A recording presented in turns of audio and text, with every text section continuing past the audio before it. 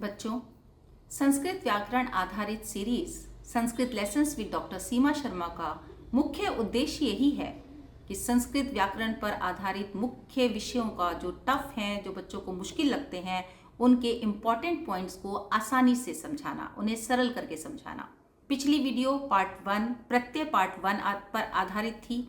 आज की वीडियो में मैं डॉक्टर सीमा शर्मा प्रत्यय पार्ट 2 में कुछ और प्रत्ययों से संबंधित आपको इम्पॉर्टेंट पॉइंट्स बताऊंगी और बच्चों में विश्वास दिलाती हूँ, अगर आप मेरे बताए हुए इम्पॉर्टेंट पॉइंट्स के अनुसार अपने एग्जाम की तैयारी करेंगे तो आप संस्कृत पेपर में फुल मार्क्स ला सकते हैं और संस्कृत आपका एक हाईएस्ट स्कोरिंग सब्जेक्ट बन सकता है। तो ध्यान से देखिए इस वीडियो को और करिए एग्जाम की तैयारी।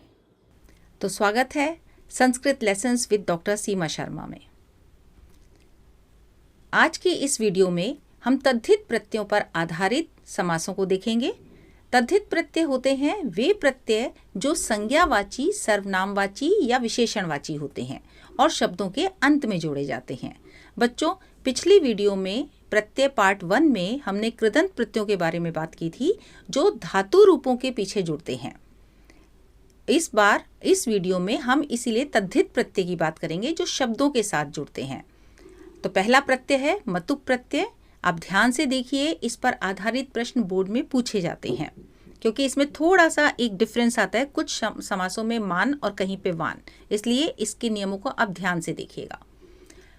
युक्त अर्थ में मतुप प्रत्यय का प्रयोग किया जाता है। युक्त मतलब किसी चीज से युक्त होना जो उसके साथ है, जैसे शक्ति से युक्त शक्तिमान, गुण से युक्त गुणवान, धन से युक्त धनवान। ठीक है, तो युक्त अर्थ में प्रयोग किया जाता है मतुप प्रत्यय। इसका मत शेष रहता है। शेष रहना मतलब मत बचता है। मतुप है ना, तो इसमें उ और प इनका लोप हो जाता है, केवल मत शेष रहता है, हलंत वाला, ध्यान रखिएगा। यदि शब्द के अंत में अ या आ स्वर होता है तो मत वत में परिवर्तित हो जाता है। जो मत शेष रहता है वो वत में परिवर्तित हो जाता है अगर शब्द के अंत में, जिस शब्द के पीछे मतुप प्रत्यय लगाया जा रहा है, उसके अंत में यदि अ या आ हो तो मत वत में परिवर्तित हो जाएगा। अगला नियम है मतुप प्रत्यांत शब्द विशेषण होते हैं, अर्थात जिन शब्दों के पीछे मतुप प्रत्यय लगाया जाता है वो विशेषण के रूप में प्रयुक्त होते हैं। ठीक है, अगला नियम है मतुप प्रत्यय से बने रूप, जो मतुप प्रत्यय लगा के जो हम रूप बनाते हैं वह पुल्लिंग में भगवत के समान, स्त्रीलिंग में नदी के समान और नपुंसक लिंग में जगत के समान चलते हैं। चलिए हम उदाहरण से इसे समझते हैं। शब्द है हमारे पास शक्ति प्लस मतुप, ये बना शक्तिमत क्योंकि मत शेष रहता है। नृपः सर्वम रक्षति, ठीक है, नृपः मतलब राजा सबकी रक्षा करता है। अब शब्द था हमारा शक्ति, इसमें हमने मतुप प्रत्यय जोड़ा। शक्ति शब्द है और शब्दों के साथ ही जुड़ते हैं तद्धित प्रत्यय। इसके साथ हमने मतुप जोड़ा तो हमारा बन गया शक्तिमत। ठीक है, अब दूसरा उदाहरण आप देखिए, गुण। गुण में हमने मतुप प्रत्यय जोड़ा तो हमारा बना गुणवत। यहाँ पर मत था और यहाँ पर वत क्यों बन गया? क्योंकि हमारा नियम है यदि शब्द के अंत में अ या आ स्वर हो। तो आप देखिए, शब्द था हमारा गुण, इसके अंत में है अ, तो इसमें जब हम मतुप जोड़ेंगे तो हमारा रूप बन जाएगा गुणवत। ठीक है, मत वत में परिवर्तित हो गया। लेकिन यहाँ देखिए, शक्ति में अ भी नहीं है, आ भी नहीं है, ई है, इसलिए ये मत ही रहेगा। तो ये बना शक्तिमत और ये बना गुणवत। ठीक है, लेकिन इसके रूप कैसे चलेंगे? इसके रूप पुल्लिंग में भगवत। अब पुल्लिंग में हमें किसको देखना है? क्या हम नृपः को देखें या सर्वम को देखें? किसको देखें? हम देखेंगे कर्ता को। तो जो कर्ता है वो पुल्लिंग का है, नृपः, इसलिए हमारा ये क्योंकि विशेषण बन जाते हैं, हमने आपको बताया था कि ये विशेषण के तौर पे प्रयुक्त होते हैं। तो शक्ति प्लस मतुप शक्तिमत बना। इसमें हम जब पुल्लिंग शब्द रूप बनाएंगे भगवत के समान तो यहाँ बनता है भगवान, ये बनेगा शक्तिमान। ठीक है, शक्तिमान नृपः, ये नृपः का विशेषण है। अगला है हमारा गुण प्लस मतुप, गुणवत बना था जो, वो जनः का विशेषण था, इसलिए ये भी पुल्लिंग है, तो ये बन जाएगा गुणवान। ठीक है बच्चों, अगर यहाँ पर होता जनः की जगह महिला तो हम यहाँ पर बनाते गुणवती, वो नदी के जैसे रूप चलाते। ठीक है, तो इसलिए ये जो विशेषण बनेगा ये हमें कर्ता के लिंग के अनुसार बनाना है। आप स्पेशल जो ध्यान रखेंगे वो मत और वत का ध्यान रखेंगे कि कहाँ ये वत बनेगा, कहाँ मत बनेगा, और फिर इसके हम रूप बनाएंगे। तो यह था हमारा मतुप प्रत्यय। ये 3-4 नियम है इसके, और ये बहुत इंपॉर्टेंट है। बस आप अगर इनको ध्यान से देख लेंगे तो आपका ये प्रत्यय, मतुप प्रत्यय, बहुत अच्छे से तैयार हो जाएगा, और इस पर आधारित एक प्रश्न बोर्ड में आता ही है। चलिए अगला प्रत्यय देखते हैं, निणी प्रत्यय। निणी हमें इनी के रूप में भी मिलता है, और यह भी वाला अर्थ में प्रयोग किया जाता है। वाला का मतलब युक्त, ठीक है, युक्त अर्थ में इसका प्रयोग किया जाता है। इसका इन शेष रहता है, हलंत वाला न। इनी प्रत्यांत शब्द विशेषण के रूप में प्रयुक्त होते हैं, मतलब जिन शब्दों के अंत में इनी प्रत्यय हम जोड़ते हैं वो विशेषण बन जाते हैं। इनी प्रत्यय से बने रूप पुल्लिंग में करिन के समान, स्त्रीलिंग में नदी के समान, और नपुंसक लिंग में वारी के समान चलते हैं। वारी शब्द देखने में स्त्रीलिंग लगता है, लेकिन ये नपुंसक लिंग शब्द है। चलिए हम उदाहरण से समझते हैं। शब्द है, वाक्य है हमारा, धनी नरह दानेन शोभते। अब हमने कैसे बनाया इसे, धनी को, धन शब्द प्लस इनी प्रत्यय, हमारा रूप बना धनिन। ठीक है, रूप तो बन गया, लेकिन इसके हम किसके अकॉर्डिंग रूप चलाएंगे, नरह। नरह जो है वो यहाँ पर करता है, और इसका विशेषण बनेगा धनी। क्योंकि ये पुल्लिंग है तो ये भी पुल्लिंग बनेगा, क्योंकि हमने ऊपर पढ़ा है कि जो इन्हीं प्रत्यांत शब्द हैं वो विशेषण होते हैं। तो विशेषण और विशेष्य सेम विभक्ति वचन में चलते हैं, और करिन के अकॉर्डिंग पुल्लिंग में रूप चलेंगे।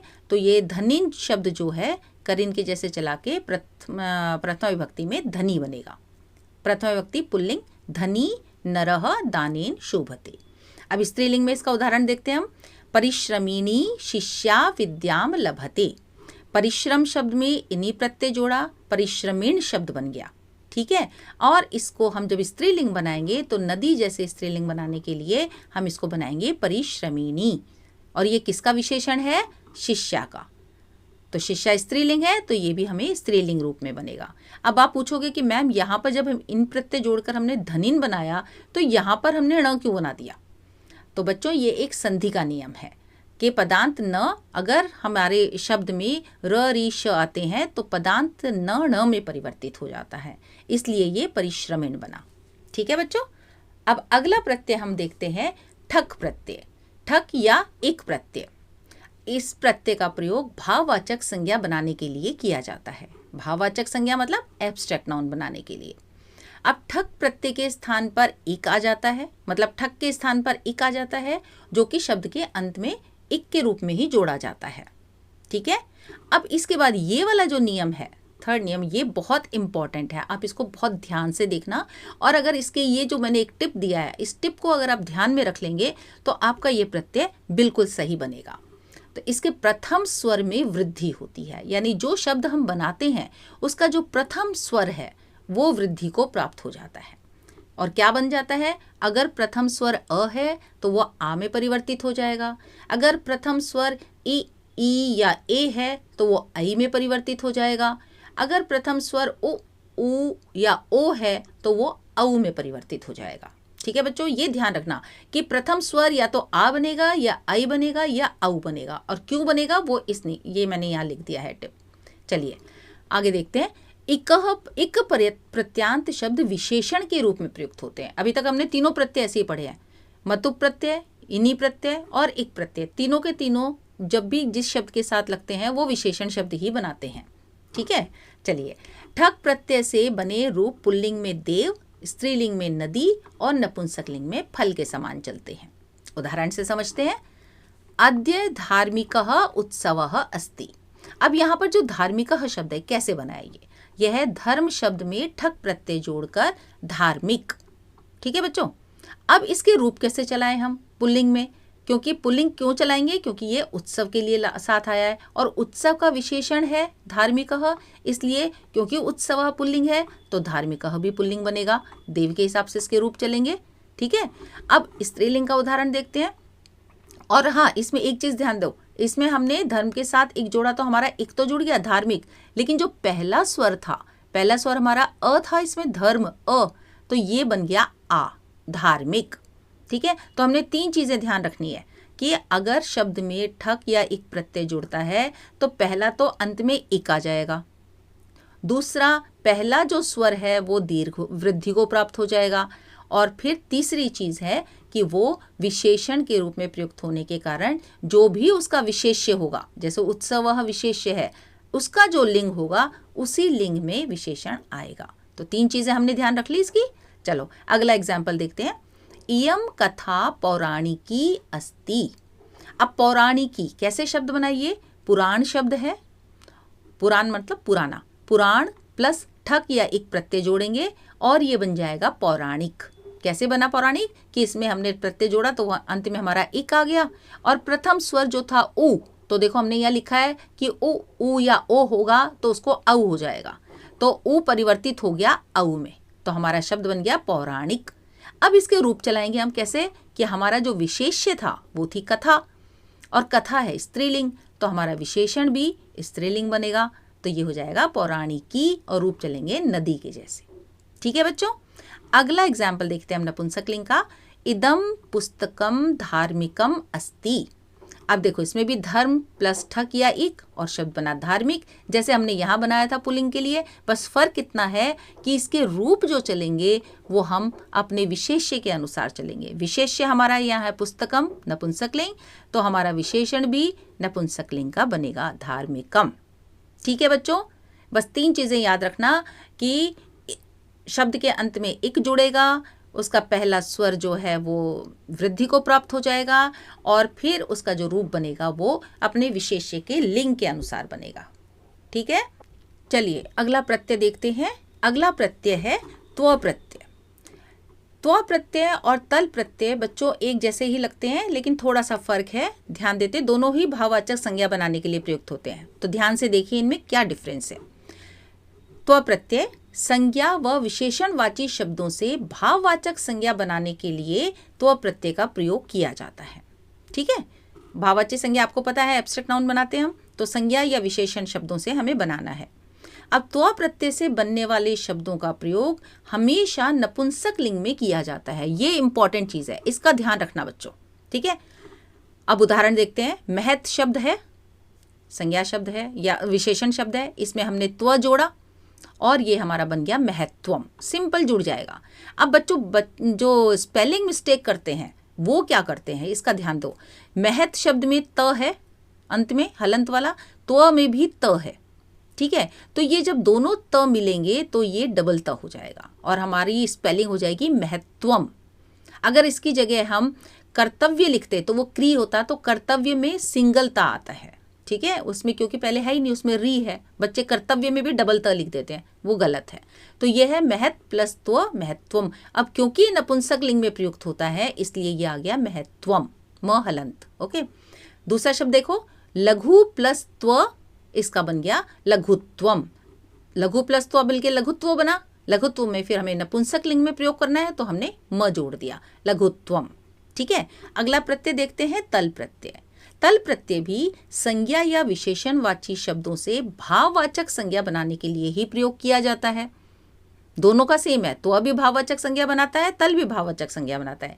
लेकिन तल कहाँ बनाता है, ये था त्व प्रत्यय से बनने वाले शब्दों का प्रयोग नपुंसक लिंग में होता है, लेकिन तल शब्द से बनने वाले शब्दों का प्रयोग हमेशा स्त्रीलिंग के लिए किया जाता है। ये ध्यान रखना बच्चों, स्त्रीलिंग में होता है और तल के स्थान पर ता का प्रयोग किया जाता है। यहाँ तो सीधा सीधा त्व जुड़ गया था ना, कोई दिक्कत नहीं थी, लेकिन यहाँ पर तल नहीं जुड़ेगा, तल के स्थान पर ता जुड़ेगा। एग्जाम्पल देखते हैं, महत प्लस तल। मैं उन्हीं शब्दों को ले रही हूँ ताकि आपको डिफरेंस पता चले। महत प्लस तल, अब तल हमने क्या नियम था कि तल के स्थान पर ता आ जाएगा। बच्चों ये वाला इंपॉर्टेंट है प्रत्यय, इसमें से प्रश्न पूछे जाते हैं, स्पेशली तल प्रत्यय का प्रश्न पूछा जाता है। ठीक है, तो महत प्लस तल, अब तल परिवर्तित हो जाता है ता में, तो शब्द हमारा क्या बनेगा, महत प्लस ता, और ये बन गया महत्ता स्त्रीलिंग के लिए। हमें और कुछ नहीं जोड़ना, सिर्फ हमें ता जोड़ देना है इसके अंदर। जहां भी तल प्रत्यय आएगा महत प्लस तल, वहीं पर हमें ता जोड़ देना सीधा सीधा। ठीक है, अब क्योंकि ये भी त था और ये भी त है तो डबल ता आ जाएगा, महत्ता।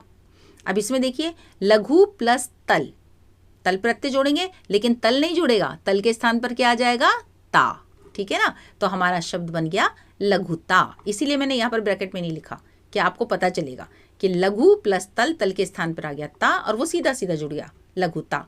ये स्त्रीलिंग के प्रयोग में आता है, लघुता, कमी, लघुत्वम, नपुंसकलिंग। ठीक है बच्चों, तो त्व और तल प्रत्यय में से एक प्रश्न जरूर पूछा जाएगा एग्जाम में, इसलिए इनको जरा ध्यान से देखना। सबसे इजी प्रत्यय है लेकिन थोड़ा सा ट्रिकी है बस, तो ध्यान देना इन वाले पॉइंट्स को। अब अगला प्रत्यय हमारे आते हैं स्त्री प्रत्यय। स्त्री प्रत्यय नाम से ही पता चल रहा है कि पुल्लिंग शब्दों से स्त्रीलिंग शब्द बनाने के लिए हम इन प्रत्ययों को जोड़ते हैं। ठीक है, तो इनमें हम दो प्रत्यय पढ़ते हैं, टाप प्रत्यय और नीप प्रत्यय। टाप प्रत्यय होता है जो अकारांत या अजादी गण के पुल्लिंग शब्दों को स्त्रीलिंग शब्द बनाने के लिए प्रयोग किया जाते हैं। ठीक है, ये मैंने आपको बताया है कि स्त्री प्रत्यय नाम से ही पता चल रहा है ना कि हम पुल्लिंग शब्दों से स्त्रीलिंग प्रत्यय बनाएंगे। अच्छा, टाप का आ शेष रहता है, ये ट भी लोप हो जाता है, प भी लोप हो जाता है, केवल आ शेष रहता है। और जिन पुल्लिंग शब्दों, और ये एक और नियम है, इसका ध्यान देना, क्योंकि कई बार बच्चे पूछते हैं कि मैम ये ऐसे कैसे बना, बाल में हमने लगाया तो बाला बना, लेकिन बालक में लगाया तो बालिका बना, तो ऐसे क्यों बना? तो इसके लिए ये नियम है कि जिन पुल्लिंग शब्दों के अंत में अक होता है उनके अंतिम क से पूर्व ई लग जाता है। ये नियम एक याद कर लेना बस, तो आपका सारे कन्फ्यूजन्स दूर हो जाएंगे। एग्जाम्पल में देखते हैं, गायक प्लस टाप, गायक शब्द है, पुल्लिंग शब्द है। ठीक है, पुल्लिंग शब्द को स्त्रीलिंग बनाना है, हमें बनाना है गायिका, तो हम कौन सा प्रत्यय जोड़ेंगे? हमने जोड़ा टाप प्रत्यय। ठीक है, अब टाप का क्या शेष रहेगा? आ शेष रहेगा। और हमने बोला है कि अगर शब्द के अंत में अक है, ये देखिए गायक, जब आप इसका वर्ण विच्छेद करेंगे तो आपको पता चलेगा कि अंत में इसके अक आ रहा है, तो जब अंत में अक है तो क से पहले ई लग जाएगा, तो जो हमने टाप का आ जोड़ दिया, का बन गया, और क से पहले हमने ई जोड़ दिया, और ई जो है वो य पे मात्रा के रूप में आ जाएगा, तो गायिका। जब हम इसका वर्ण विच्छेद करेंगे ना तो य प्लस ई प्लस क, यही हमारा नियम है कि क से पूर्व ई लग जाएगा। ठीक है, आप इसको करके देखेंगे ना, आपको समझ में आ जाएगा। और फिर भी बच्चों, अगर आपको कोई प्रॉब्लम आती है, कुछ पॉइंट समझ में नहीं आता है, तो आप मुझसे कमेंट्स में नीचे लिख करके वीडियो के बाद ज़रूर पूछिएगा कि मैम हमें ये दोबारा से समझा दीजिए, मैं आपको दोबारा बता दूंगी। ठीक है, अच्छा, दूसरा हम एग्जाम्पल देखते हैं, कुशल प्लस टाप, ये भी कुशल है। अब देखो इसके अंत में अक नहीं है, ये सिंपल अ है। ठीक है, पुल्लिंग शब्द है, इसको स्त्रीलिंग बनाना है तो सिंपल हम टाप का जो आ शेष रहेगा उसको हमने जोड़ दिया कुशला।